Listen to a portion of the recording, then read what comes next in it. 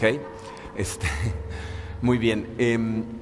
Miren, aunque la fecha exacta es abril 28, nuestro aniversario como iglesia, que cae en el lunes de la semana que entra, fue el domingo de Pascua de hace 12 años que iniciamos la iglesia. De hecho, nuestra iglesia en Houston inició un año después, el domingo de Pascua del 2003. ¿Por qué será que escogemos los domingos de Pascua para iniciar nuestros servicios, para abrir una iglesia del Señor? ¿Por qué es tan importante este día para nosotros? Miren, eso es de lo que quiero platicarles el día de hoy. Históricamente hemos estudiado lo que históricamente significa la Pascua, ¿no? Comparamos lo que hay en el Antiguo Testamento con el Nuevo Testamento, etcétera, que es muy interesante y muy importante conocerlo. Si nunca han escuchado esos mensajes, están en nuestra página de internet o pueden pedirle a Víctor copia de esos DVDs. Pero el día de hoy quería platicarles un poquito más acerca de por qué celebramos, o sea, por qué esto es tan importante para ti y para mí hoy, la celebración de la Pascua.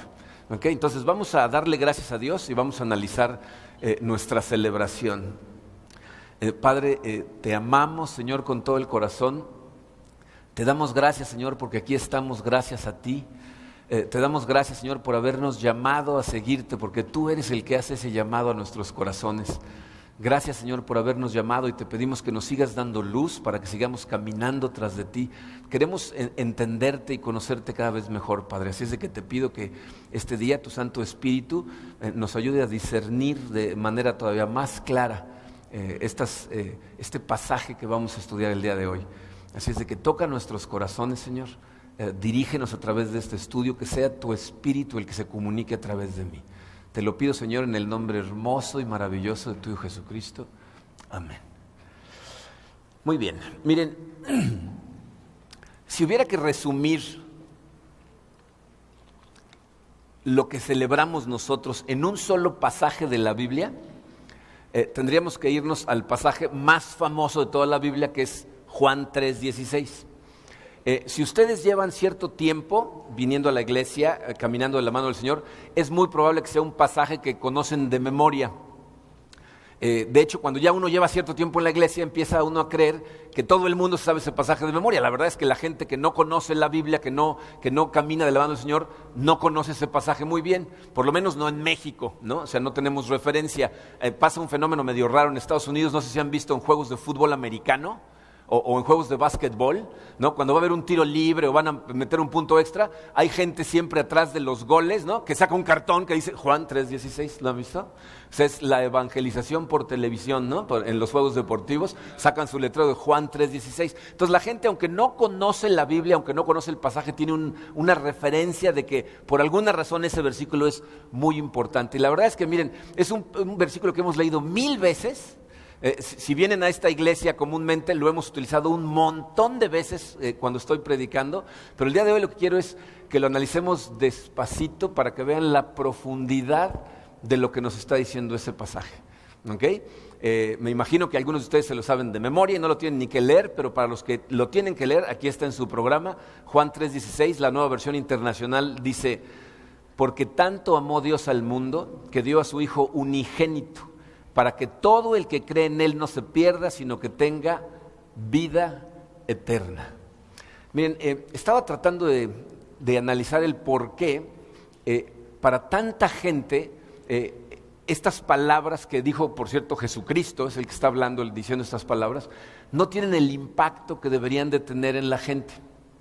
Y me di cuenta que uno de los problemas más fuertes que tenemos en nuestra sociedad, de hecho en nuestras relaciones humanas, en nuestros matrimonios en particular, es que el concepto de amor que tenemos nosotros, que tiene nuestra sociedad, al que hemos sido condicionados a creer, ¿no? A pensar que así es el amor, está totalmente distorsionado. Y lo podemos ver normalmente en los matrimonios. A través de mi propia experiencia como matrimonio y en la experiencia de muchos matrimonios con los que hemos trabajado, nos damos cuenta cómo la gente, fíjense, se casan enamorados. La mayoría, ¿no? Uno que otro obligado, pero generalmente, hay gente que se casa por otras razones que no es amor, pero predominantemente en la sociedad la gente se casa cuando está enamorada. ¿Y eso qué significa? Enamorado, lleno de amor, ¿no? por la otra persona.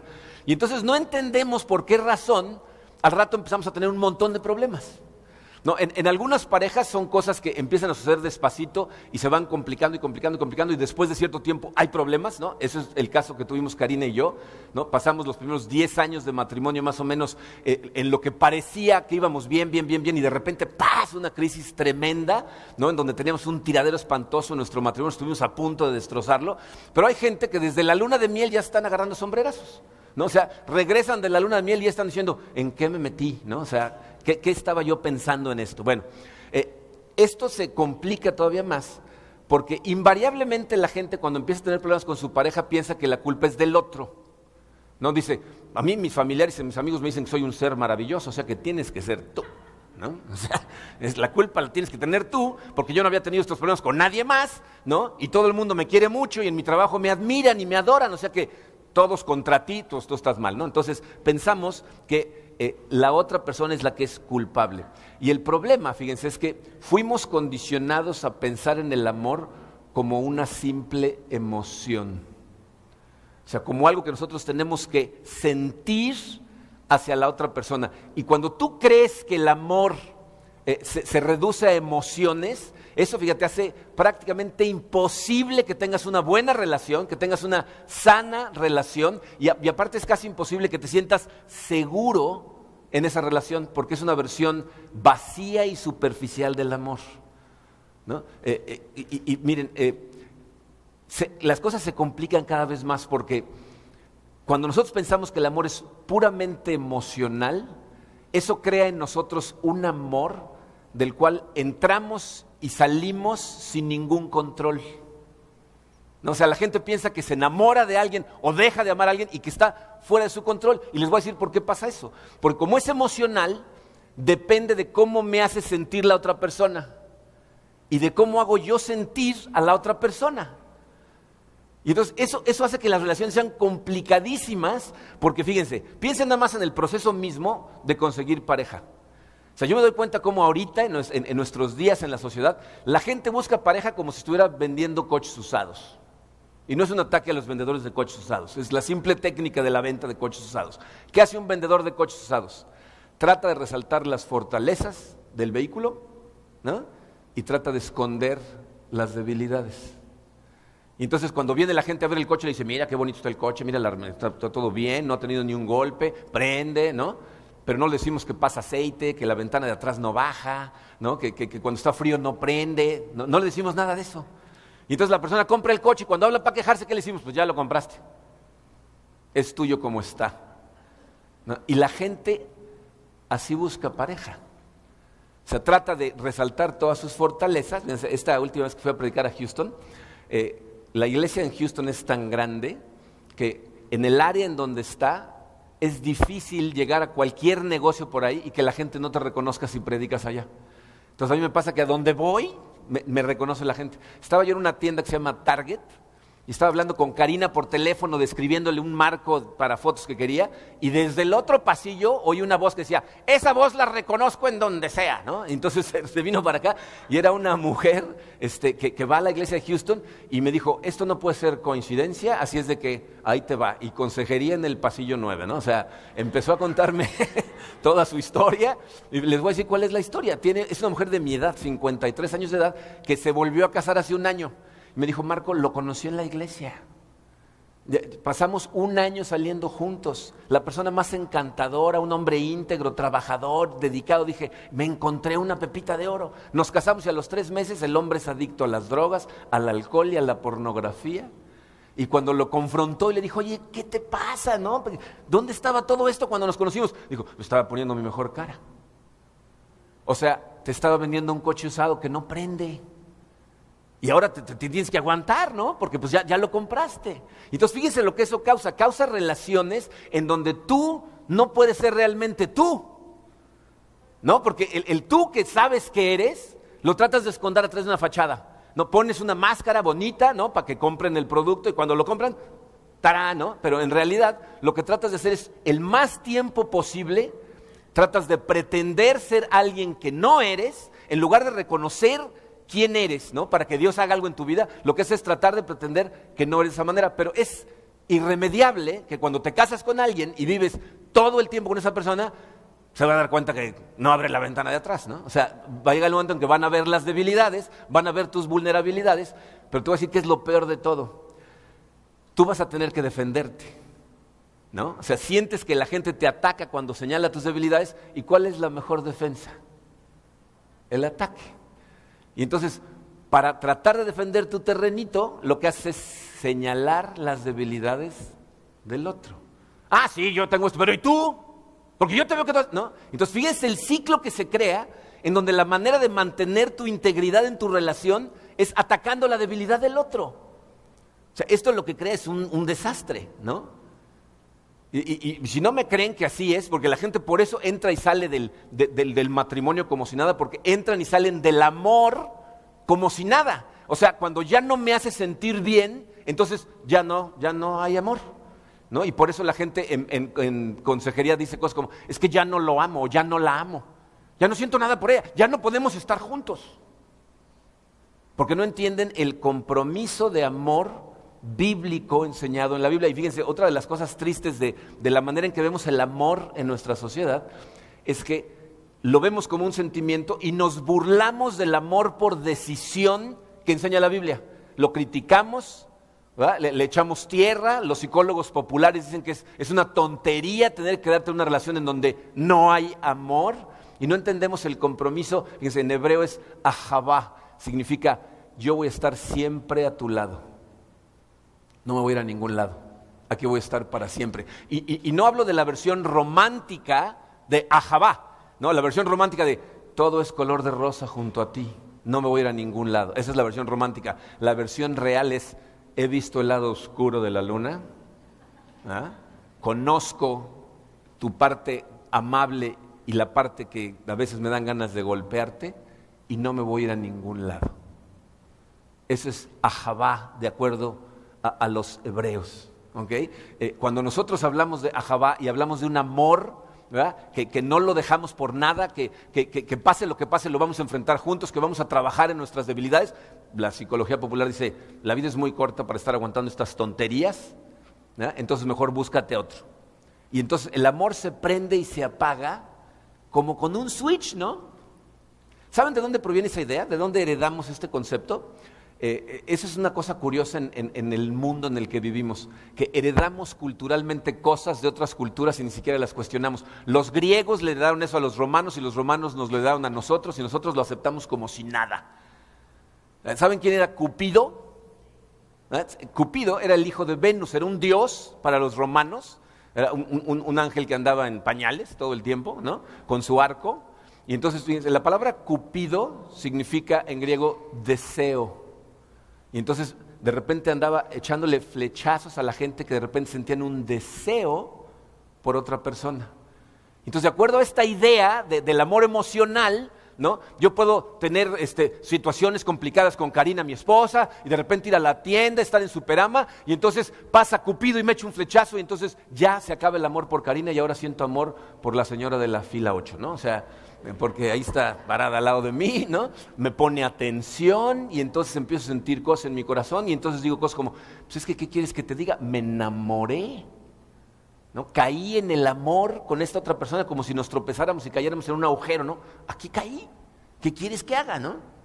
Entonces, es de verdad un amor muy débil, vacío y miren, si no entendemos, o sea, lo que el amor verdadero significa, a lo mejor te preguntas, ¿por qué me está diciendo, qué no veníamos a hablar de la Pascua el día de hoy? Miren, si tú y yo no entendemos la versión real del amor, no te vas a dar cuenta de lo espectacular de lo que significa la Pascua, de lo que el versículo que estamos estudiando nos dice. O sea, si tú no entiendes lo que el amor, el compromiso ahavá de Dios hacia ti significa, cuando oyes Dios me ama, tú lo que piensas es, sí, ya conozco el amorcito, ¿no? O sea, me tengo que merecer su amor, porque me va a amar dependiendo de cómo me comporte yo. Y eso es lo que escuchamos cuando oímos que Dios nos ama. Entonces, fíjate, dice el versículo, porque tanto amó Dios al mundo. Yo no sé si ustedes son de los que subrayan en su Biblia, de los que ponen anotaciones en la Biblia o prefieren no hacerlo. Mi Biblia está subrayada por todos lados. Es más, al final toda la Biblia va a terminar subrayada, voy a tener que comprar otra. Pero bueno, si subrayan la palabra tanto. Si tienen la versión de la Reina Valera, dice de tal manera. Les voy a decir cuál es la idea que está tratando de transmitir Jesucristo. Dice, porque tanto, dice, como que nos transmite un volumen, una medida de amor. O sea, lo que está diciendo Jesucristo es, Dios no te amó un poquito. Dice, te amó a tal grado, ¿no? O sea, es un amor tan grande. Jesús quería que identificaras que el amor de Dios no es algo que se dice a la ligera. Dice, Dios te amó a tal grado, dice, y luego dice, al mundo. Obviamente, cuando dice tanto amó al mundo, no está hablando del planeta Tierra. Está hablando de los habitantes del planeta Tierra. Está hablando de la gente, de su creación, que somos nosotros. Entonces, te está hablando a ti. Dice, tanto nos amó. Y dice la siguiente línea, que dio a su Hijo unigénito. Miren, aquí hay dos cosas que es muy importante analizar en esta parte, que dio a su Hijo unigénito. Para empezar dice, Dios nos dio. Dice, esta es la evidencia de labios de Jesucristo, que Dios tomó la iniciativa para amarte a ti. O sea, Él estaba tranquilamente en el cielo, nosotros estábamos aquí en la tierra, y Él dijo, vamos a ir a amar a estas personas. Y si no entiendes lo que el amor significa verdaderamente, no te das cuenta de lo espectacular que esto es. O sea, date cuenta de lo que estamos diciendo. Dios Todopoderoso, el creador del universo, un ser perfecto, que vive en un lugar que la Biblia lo describe como imposible de imaginar para nosotros, porque no hay dolor, no hay llanto, todo es gozo, estás en un lugar de perfección absoluta. Y ese Dios estuvo dispuesto a dejar su deidad en el cielo, bajar a la tierra, ponerse en la condición vulnerable y limitada que tenemos los seres humanos, para vivir esta vida perfectamente y morir por ti. ¿Oíste eso clarito? No voltees a ver al vecino, no pienses en el nuevo papa, ¿no? O sea, por ti. Dios vino a morir específicamente por ti. Miren, de verdad yo creo que muchas veces no nos damos cuenta de lo que eso significa. Miren, me da tristeza, pero no me engaño a mí mismo acerca de quiénes forman nuestra iglesia. ¿Saben de qué está formada nuestra iglesia? De pecadores. Todos los que estamos aquí, voltea a tu alrededor, voltea, échale una miradita. Si tienes un espejo, sácalo y también vete a ti, ¿ok? Todos los que estamos aquí somos pecadores, ¿ok? ¿Qué significa eso? Fíjate, yo sé que en esta sala hay gente que está luchando con adicciones fuerte, hay gente que está luchando con depresión, hay gente que no se siente digna de ser amada y está luchando todo el tiempo con eso. Hay gente que está coqueteando con la persona equivocada.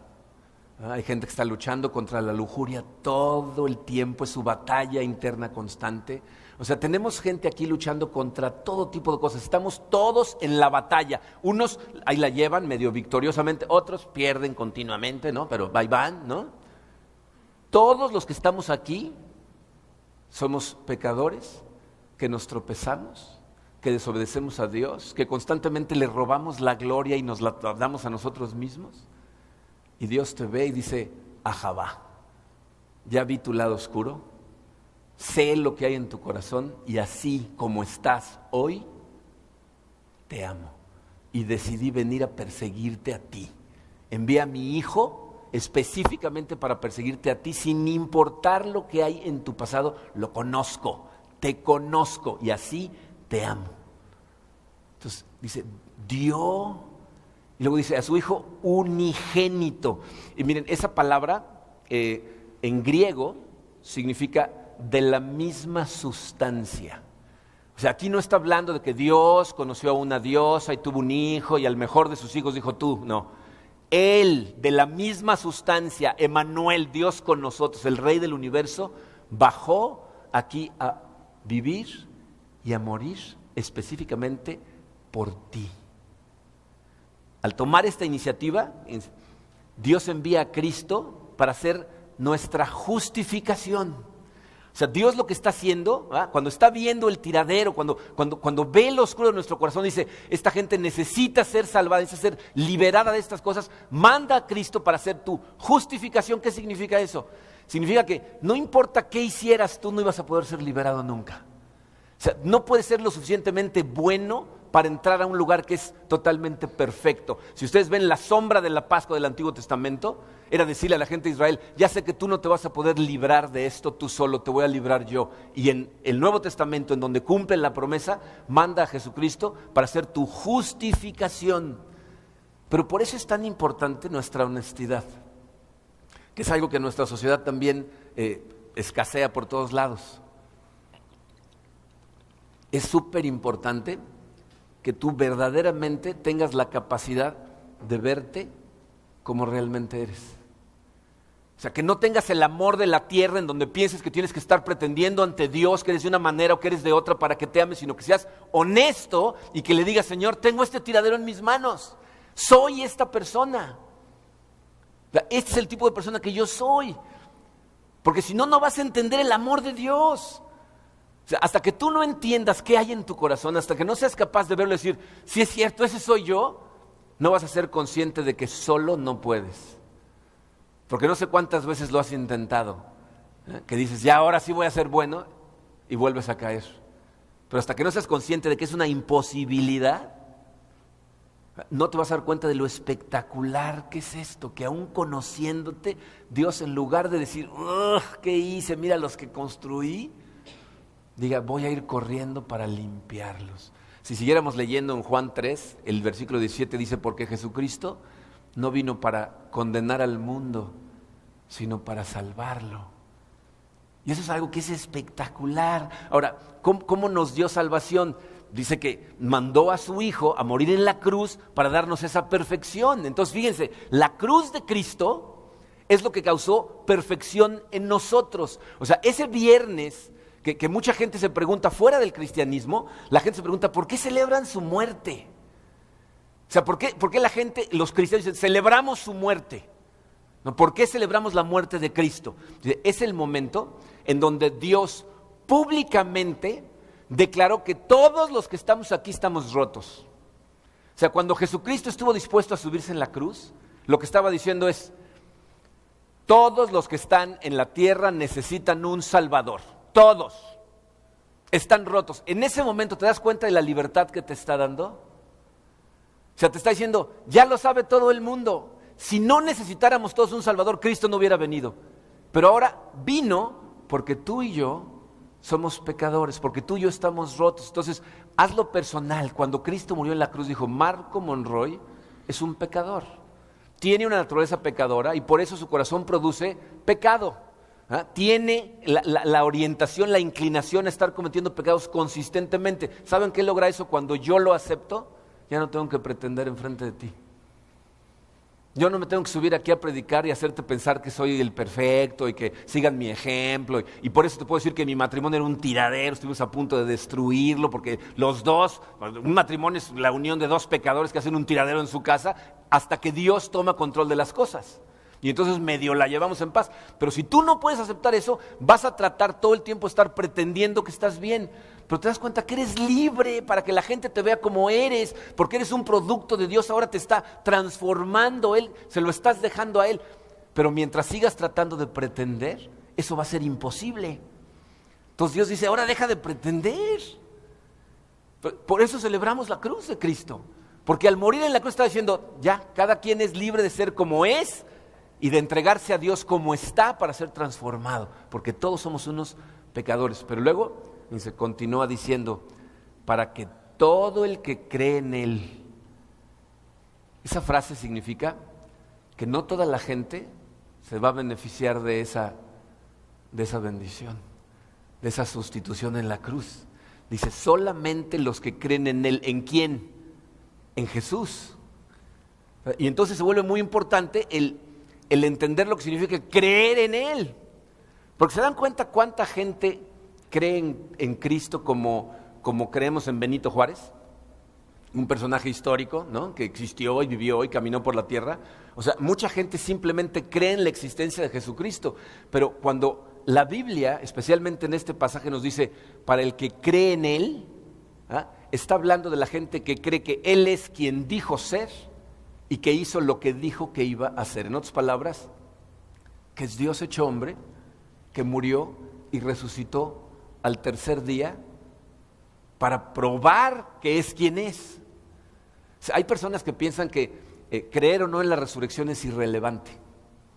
O sea, mientras sigamos sus enseñanzas todo está bien, en lo más mínimo. O sea, Jesucristo cuando Él dijo, y miren, créanme que lo dijo de muchas maneras perfectamente entendibles para la gente de la época, de hecho fue la razón por la que lo crucificaron, porque dijo, yo soy Dios.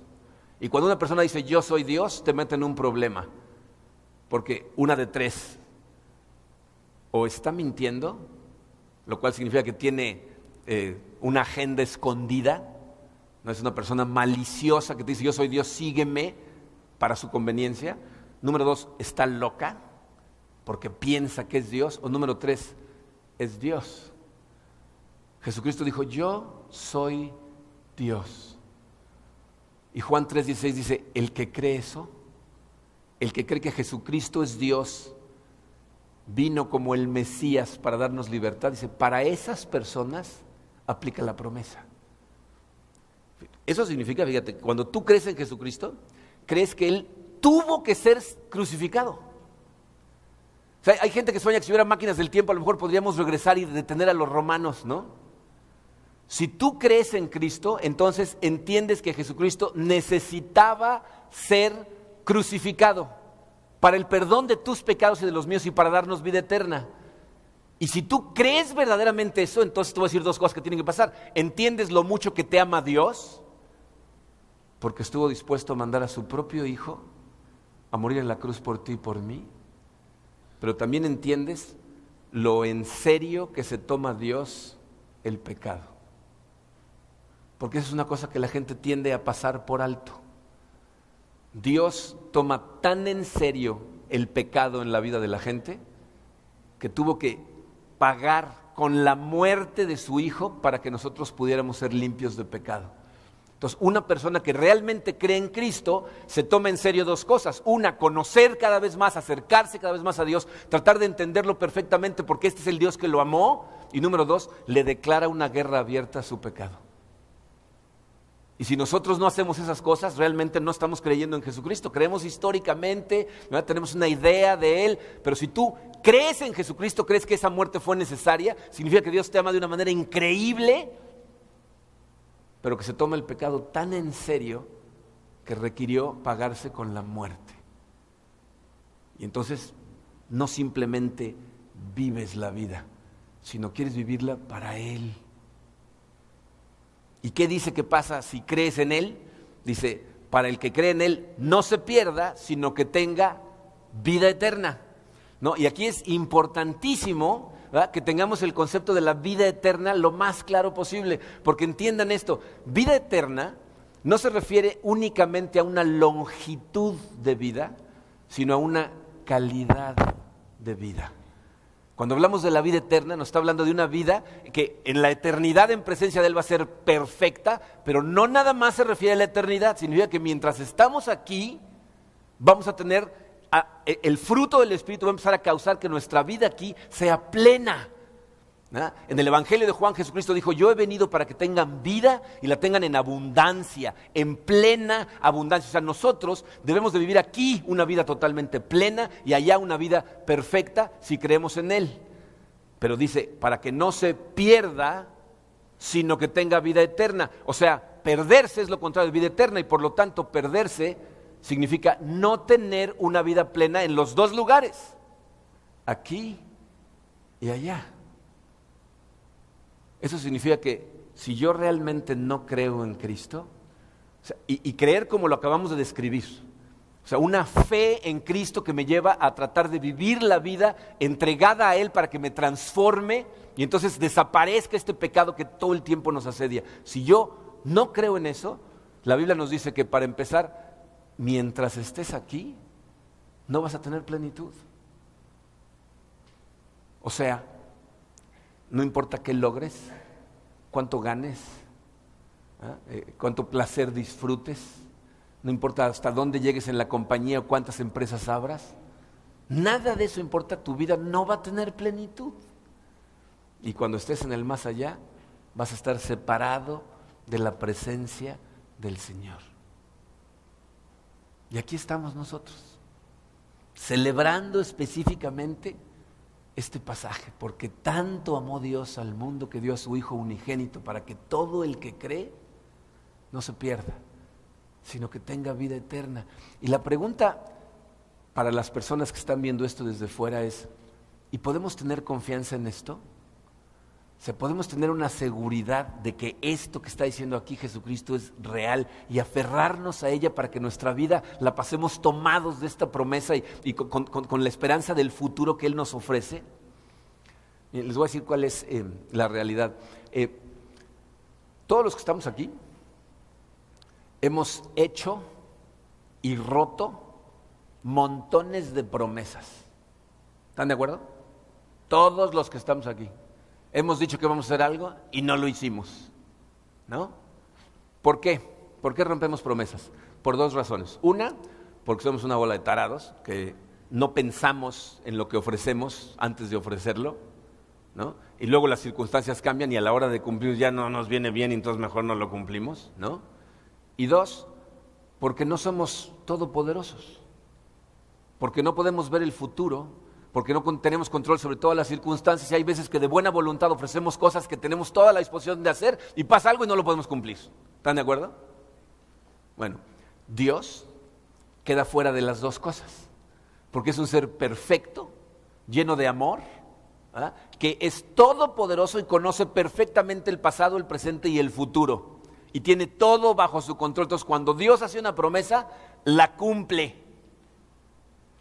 De las promesas que hizo Dios, ¿saben cuál es una de las más hermosas? La que estamos celebrando hoy, la resurrección. Tenemos seguridad en estas promesas por la resurrección, porque es el cumplimiento de la promesa que Dios hizo desde Génesis, diciendo, este mundo es un tiradero por su desobediencia, pero voy a enviar a mi Hijo, ¿verdad?, a arreglar todo este tiradero. Entonces, fíjense, el único espacio en blanco que tienen hoy en su programa dice, la resurrección es para nosotros la muestra del amor de Dios manifestada en la persona y trabajo de Jesús. La resurrección de Cristo, ¿verdad?, ahí está, la prueba del amor de Dios, cumple su promesa. Si no hubiera habido resurrección, ¿cómo sabemos que mis pecados están perdonados? ¿Cómo sabemos que ya se enderezaron todas las cosas? ¿Cómo sabemos que hay triunfo sobre la muerte? No sabemos. O sea, si Cristo simplemente hubiera sido crucificado, ¿cuánta gente fue crucificada?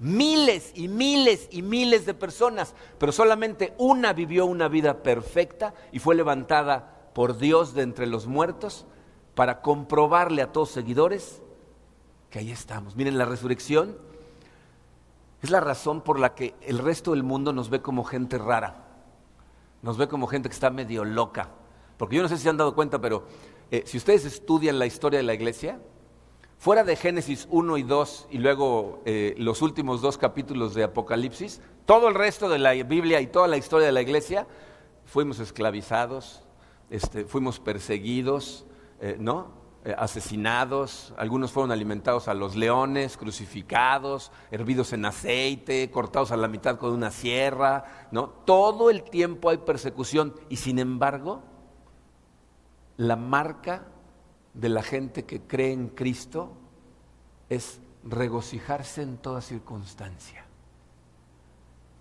¿Por qué es posible eso? Por la resurrección. Porque nosotros tenemos puesta nuestra esperanza en otro lado. Y por eso platicas con gente que te cuenta cosas que dicen, solamente alguien que cree en Dios te puede contar eso. La semana pasada Marcela, una de las líderes de grupos de matrimonios de la iglesia, tuvo un accidente. Le pegó, sin querer obviamente, a una mujer y a una niña con el coche.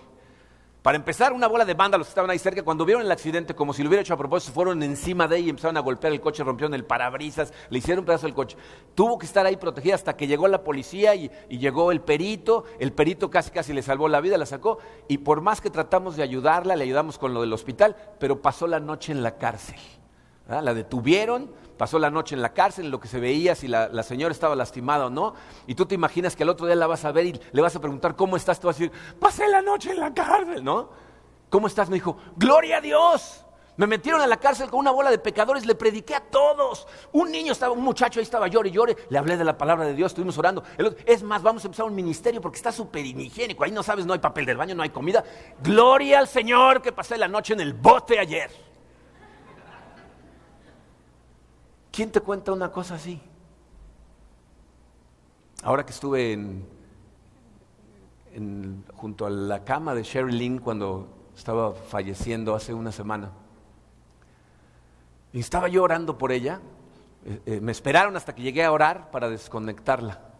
Ya su cerebro estaba totalmente muerto y nada más respiraba a través del respirador artificial que tenían ahí.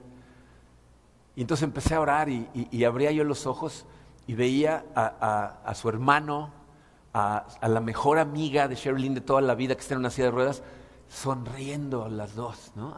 Al hermano, a la esposa del hermano, ¿no? Entonces yo decía, esto no se ve, ¿no? Y le pregunté a la mejor amiga saliendo de ahí, le dije, ¿en qué estabas pensando? Yo te vi en la silla que estabas eufórica. Dice, es que la Biblia dice que vamos a desechar este cuerpo y luego nos van a dar uno restaurado. Y me imaginaba yo a Sheryl Lynn sentada junto a Dios brillando. La veía, dice, y decía, está en la presencia del Señor, gloria a Dios, ya está con Él. Esa es la única forma. Cuando la resurrección te queda clara, que Dios te amó a tal grado que estuvo dispuesto a venir a morir Él para que tú tuvieras esa vida eterna. Eso es lo que celebramos hoy. Resucitó. Y gracias a eso tú y yo tenemos victoria sobre la muerte. Y la Biblia dice que un día todos nosotros, porque fíjense, ahorita la gente se va muriendo poco a poco y nos duele, ¿no? Pero piensen en esto, en 1000 años todos vamos a estar bailando con el Señor con nuestro cuerpo restaurado. Yo no sé cómo nos vamos a ver, de qué edad, yo espero como de 22, ¿no? Pero no sé, ¿no? Pero vamos a estar en nuestro cuerpo restaurado, disfrutando por la eternidad de la gloria de Dios. Esa imagen, esa idea, nos la dio la resurrección. Gloria a Dios, porque resucitó el Señor. El Señor nos dio varias formas de recordar eso. Una de ellas es el bautismo. Hoy en la mañana fuimos a bautizar, pásanos unas fotos, Vic. Hoy en la mañana fuimos a la playa y le cantamos al Señor y estuvimos orando y se bautizaron 15 personas, ¿no? Y cada uno se acercaba y me decía, el Señor es mi Salvador. Esa es la fe que pusimos en Él. Eso es lo que el bautismo significa. Fuimos, ¿verdad?, muertos, enterrados y resucitados en Él. Esa es una de las imágenes que Dios nos dejó para acordarnos de la resurrección. Y la otra imagen que nos dejó para acordarnos de esto constantemente fue la cena del Señor. Así es de que en este momento todos juntos como iglesia vamos a celebrar la cena del Señor. Les voy a pedir que pasen todos por su jugo, por su pan. ¿Está Pepe o Ernesto por aquí?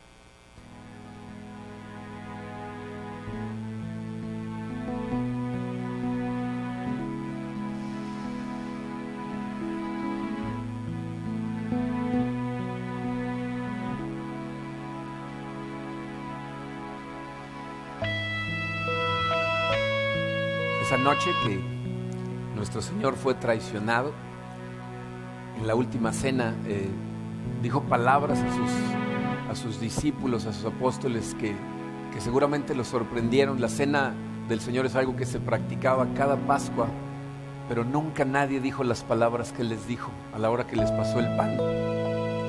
Les dijo: este pan es mi cuerpo y va a ser entregado, pero va a ser entregado por ustedes. Así es de que cada vez que coman este pan, acuérdense del sacrificio que hice yo. Nos comemos el pan.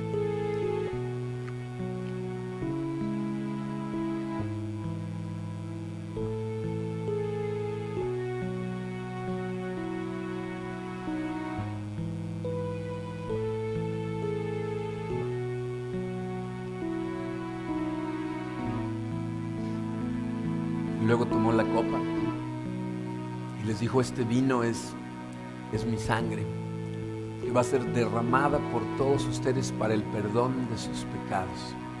Hagan esto en memoria de mí.